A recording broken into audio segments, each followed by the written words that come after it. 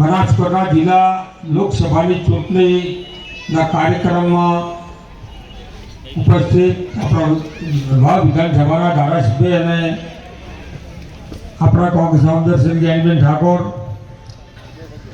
સરપંચ શ્રી અને રાજવીવા ગિરિરાજજી, બીકે સાહેબ, નરસિંહભાઈ, કેપી ગઢવી, ઠાકરસિંહભાઈ, રઘુનાથભાઈ, સૌ મંચસ્માં અનુભવ સ્વાગતના બદલો માતાઓ અને બહેનો, મિત્રો, જ્ઞાનીબેનને મીટિંગ ખૂબ દાવેદાર ટોકા એટલે ઘણું મારે કહેવું નથી. તમને ફક્ત ને ફક્ત વિનંતી કરવા અમે અત્યારે આવ્યા છીએ તો બનાસકાંઠા જિલ્લાની જે હાલની પરિસ્થિતિનો જે માહોલ બન્યો છે, કોઈ પણ જગ્યાએ લગભગ 40-50 જેટલી મિટિંગો તો મેં હાજરી આપી છે.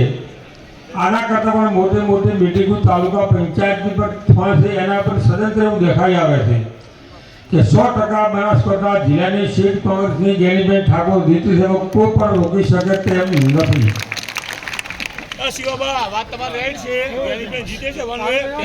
આપણે બધાને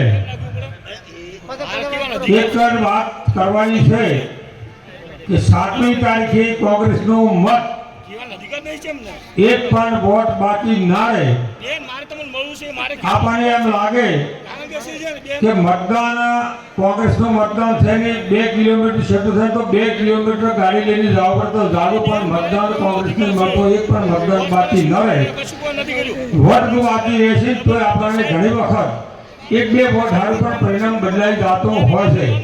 તો તમને બધાને આ તબક્કે વિનંતી કરું છું કે 7મી તારીખે દેવદર ગામમાંથી જેટલો મતદાન થાય 100% મતદાન થાય, 100% જ્ઞાનીબેનની મળે તો તમે બધાની વિનંતી કરી અને મારી વાતને વિરમાનું જય જવર, કારણ કે કેવું ઘણું છે પણ જ્ઞાનીબેનને મીઠું ઘણી છે એટલે ટાઈમ પછી ખોટો પકડે છે.